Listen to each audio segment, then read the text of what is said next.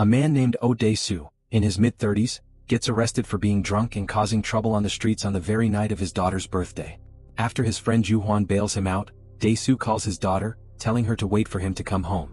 But before he can make it back, he suddenly vanishes, leaving only the birthday gift he had bought for her behind.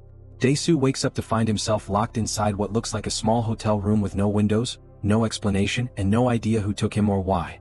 His food is delivered through a trapdoor, but almost every time his captors enter to cut his hair, change his clothes, or clean up, they release some kind of sleeping gas to knock him out.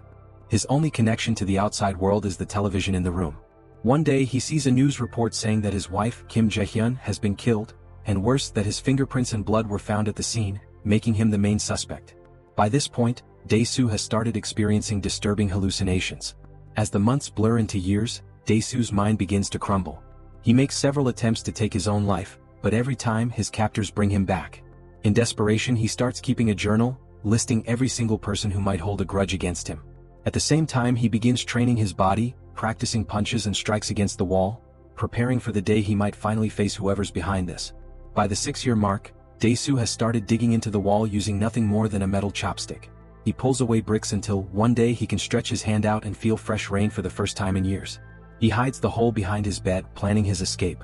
But before he can finish, the sleeping gas fills the room once again, knocking him out cold. While unconscious, a woman enters and hypnotizes him. Then, after 15 long years in captivity, Dae-soo finds himself emerging from a large suitcase out in the open air, wearing a brand new suit and a watch. His journals are neatly packed in the case beside him. Adjusting to the sunlight, he notices another man perched on the edge of the building, cradling a small dog. The stranger warns Dae-soo not to stop him from jumping. Seeing another human for the first time in years, Dae-soo gently takes the man's hand and presses it against his own face, almost savoring the human contact. The man then asks, "Even if I'm no better than an animal, don't I still have the right to live?" Dae-soo just smiles faintly and repeats the question back to him. As the stranger begins to tip backward toward the street below, Dae-soo grabs his necktie and tells him to hear his story before doing anything drastic. After recounting everything he's been through, Dae-soo walks away without listening to the man's reasons for wanting to end his life, collecting his journals as he goes. Moments later, the man plunges from the building, landing on top of a parked car. As Dae-soo walks aimlessly through the city, he begins thinking about his next move. He avoids reaching out to friends or family, knowing the police still suspect him of killing his wife. When a group of rowdy young men crosses his path, he decides to test the fighting skills he's been practicing for years. Using only his fists, he swiftly overpowers them before continuing his wandering. Eventually, he sits down in front of a seafood restaurant. Out of nowhere, a homeless man approaches, handing him a cell phone and a wallet stuffed with cash. The man tells him not to ask any questions, he doesn't know anything anyway, and quickly walks off. Dae-soo flips through the wallet, then heads inside the restaurant. Taking a seat at the sushi bar, he tells the server to bring him something alive to eat. He soon realizes the sushi chef is someone he's seen before, a contestant from a televised cooking competition. Before he can dwell on it, his phone rings. He answers immediately, demanding to know who's calling. On the other end, a man's voice teases him, asking if he's enjoying his new suit. Dae-soo fires back with questions, demanding to know why he was locked away and throwing out guesses at who might be behind it. The caller dismisses the guesses and tells him his real identity isn't important.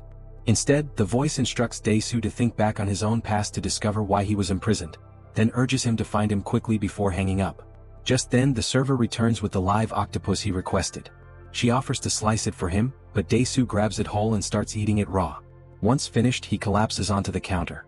When Dae-soo regains consciousness, he finds himself in the apartment of the sushi chef, who introduces herself as Midu. She tells him he'd been running a fever, but the medicine she gave him worked quickly. As she heads toward the bathroom, Midu warns that the door lock is broken and tells him not to follow her, adding that she's holding a knife. Ignoring her warning, Dae-soo steps into the bathroom anyway and tries to force himself on her. Midu fights him off, striking him on the head with the handle of her knife. As he prepares to storm out, she stops him, saying she is attracted to him too, but she'll only be intimate when she decides the time is right. Dae-soo soon decides to track down his estranged daughter, with Midu offering to help. They discover she was adopted years ago by a couple from Sweden. Realizing he's too far removed from her life now, Dae-soo lets go of that search and turns his attention fully toward finding the person who imprisoned him. One day, Midu receives an online message from someone using the screen name Evergreen, asking her about the Count of Monte Cristo. When Dae-soo leans in to check the chat, Evergreen sends him a cryptic message, "How's life in the bigger prison?" Midu explains that she's been casually chatting with this person about sushi for a while. Suspicious of her connection to Evergreen, Dae-soo decides he can't fully trust her and starts hunting for leads on his captors alone. Dae-soo eventually tracks down the restaurant that supplied the meals he was fed in captivity. He tails a delivery man back to a rundown building, the very place he was once held. Inside, he ambushes a guard with a hammer and discovers the place is run by a criminal group that offers private imprisonments for a fee. He confronts the man in charge, Mr. Park, and tortures him by prying out teeth with the claw end of his hammer, demanding answers. Mr. Park admits he never met the client who paid to have Dae-soo locked away, but says he kept a recording of their phone call.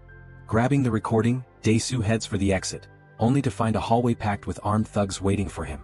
With nothing but his hammer and bare hands, he battles his way through the mob, taking hits and even a stab wound to the back, but refusing to stop. Finally breaking free of the building, he yanks the knife from his back and collapses on the pavement. A man on the street helps him into a taxi, gives the driver an address, and calmly reveals that he's the one responsible for Dae-soo's 15-year imprisonment. Injured and powerless to fight back, Dae-soo can only stare at him as the cab drives away. Back at his place, Dae-soo plays the tape he took from Mr. Park's office. On it, the client discusses how long Dae-soo should be locked up and what drugs to use if he shows signs of severe mental illness during captivity. When Mr. Park asks what Dae-soo did to deserve such a long sentence, the client simply replies, "He talks too much." The next day, Dae-soo visits his old friend Ju-hwan, asking if he can recognize the voice on the recording. Ju-hwan can't, but he offers to help by searching for Evergreen online. Through their search, Evergreen sends Dae-soo another message, taunting him by pointing out that the statute of limitations on his alleged crimes has already run out. Dae-soo returns to Mi-doo's apartment, convinced she might know more than she's saying. He begins threatening her, trying to force answers about her connection to Evergreen. In the middle of the confrontation, Dae-soo's phone rings. It's Ju-hwan. He says he's uncovered Evergreen's real identity, Lee Woo-jin, living in a building directly across from Mi-doo's place. Wasting no time, Dae-soo rushes over and comes face to face with Woo-jin and his imposing bodyguard, Mr. Han. Woo-jin calmly tells Dae-soo he has 5 days to figure out the reason behind his imprisonment. Fail and Mi-doo will die. If Dae-soo succeeds, Woo-jin promises to end his own life. Dae-soo lunges at Woo-jin, but Mr. Han quickly intercepts and beats him back. Woo-jin warns that killing him now would mean Dae-soo never learns the truth. He even reveals that he wears a pacemaker, and with the push of a button he can stop his own heart instantly, making torture pointless. Before leaving, Woo-jin twists the knife further by reminding Dae-soo that he left Mi-doo tied up in her apartment with the door wide open. Panicked, Dae-soo sprints back to Mi-doo's apartment after hearing her terrified scream over the phone.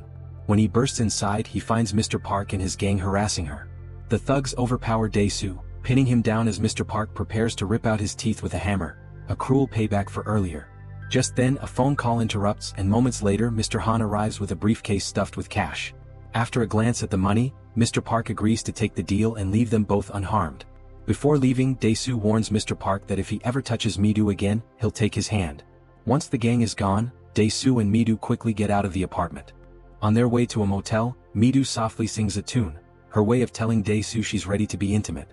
That night, they get intimate at the motel, but their peace doesn't last long. Sleeping gas seeps into the room, knocking them both out. Woo-jin enters quietly, leaving behind a package. When they wake and open it, they find a horrifying sight, Mr. Park's severed hand. Realizing they're being watched, Dae-soo rushes to a shop to locate and destroy the hidden bug that Woo-jin planted on them. Later, Dae-soo and Mi-doo stop by Ju-hwan's internet cafe to dig up more on Evergreen. While Mi-doo combs through search results, Dae-soo and Ju-hwan realize something. Evergreen was the nickname for their graduating class back in high school. Determined, Dae-soo and Mi-doo visit their old school to check the yearbook from the class of '79. There, he discovers that Evergreen's real name is Lee Woo-jin, a former classmate. Dae-soo calls Ju-hwan to see if he knows anything about him, but Ju-hwan claims he doesn't recognize the name. Dae-soo then asks Ju-hwan about a female classmate named Suwa. Ju-hwan explains that she passed away after he had transferred to another school. When pressed for details, he crudely remarks that Suwa had a reputation for being promiscuous. What neither of them realize is that Woo-jin is actually sitting in the cafe during this call, listening in, and his expression turns cold with rage. Enraged by Ju-hwan's words, Woo-jin later kills him, revealing to Dae-soo that Suwa was in fact his sister. Wanting more answers about his captivity, Dae-soo tracks down Mr. Park again. Because of his missing hand, Mr. Park is now far more cooperative. He admits to lacing Dae-soo's drinking water with drugs to make him more vulnerable to hypnosis and agrees to keep Mi-doo safe while Dae-soo continues his hunt for Woo-jin. A different former classmate later tells Dae-soo that it was Ju-hwan who spread the damaging rumors about Suwa's behavior. This triggers a buried memory, Dae-soo recalling that years ago he had accidentally witnessed Woo-jin and Suwa in an intimate moment. He remembers casually mentioning what he saw to Juhwan right before transferring schools. Following a trail of subtle clues Wu Jin has left, Dae-soo finally narrows down the location of his former captor's home.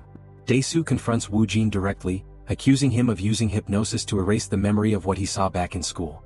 Wu Jin denies it, saying Dae-soo forgot on his own because it wasn't something he thought was important. He explains that after Dae-soo left, rumors spread that Suwa was pregnant, and the gossip became so relentless that she began to believe it herself. Wu Jin blames Dae-soo for setting those whispers in motion. Dae-soo fires back, accusing Wu Jin of killing his own sister to cover up their forbidden relationship.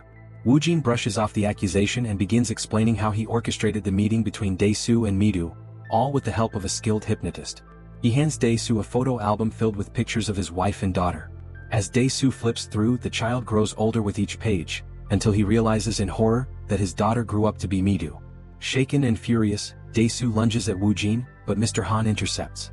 The two clash violently, with Dae-soo managing to land a blow that injures the bodyguard. Even with the injury, Mr. Han overpowers Dae-soo and pins him down.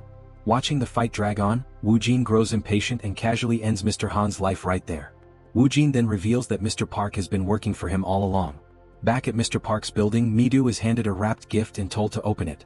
Over the phone, Dae-soo urgently tells her not to look inside and to wait until he returns. Dae-soo drops to his knees in front of Wu Jin, desperately pleading with him not to reveal the truth to Midu. In a humiliating display, he barks like a dog, showing complete submission. When that fails to move Wu Jin, Dae-soo takes a drastic step, slicing off his own tongue as an act of penance. Wu Jin finally agrees, instructing Mr. Park to keep the gift box closed. As he turns to leave, he hands Dae-soo the remote for his pacemaker. But when Dae-soo presses the button, it doesn't stop Wu Jin's heart. Instead, it plays an audio recording of Dae-soo and Midu together. Wu Jin steps into an elevator, his mind flashing back to the day of Sua's death. In the memory, Wu Jin desperately tries to stop Sua from falling, but she tells him to let her go. The elevator doors open, and in the present, Wu Jin calmly raises a gun and ends his own life. Sometime later, Dae-soo is living in isolation in a remote countryside cabin. He writes a letter to the hypnotist, recounting his entire story and asking for her help. The hypnotist admits she originally had no plans to help him, but the final line of his letter changed her mind. In it, Dae-soo wrote, "Even if I'm nothing more than a beast, don't I still deserve the right to live?" She warns him that the process could go wrong, but Dae-soo agrees to proceed anyway. She explains that the hypnosis will split his mind into two versions of himself. One who will live without knowing the truth about Midu, and another, who will carry the secret. The hypnotist tells him that this monster will slowly walk away, aging 1 year with each step, until it reaches the age of 70 and dies, taking the secret to the grave. Later, Dae-soo wakes alone in the snow. Midu finds him, kneels beside him, and wraps her arms around him to warm him. She whispers that she loves him. Hearing her words, Dae-soo smiles, but the expression slowly twists into one of deep sorrow and anguish.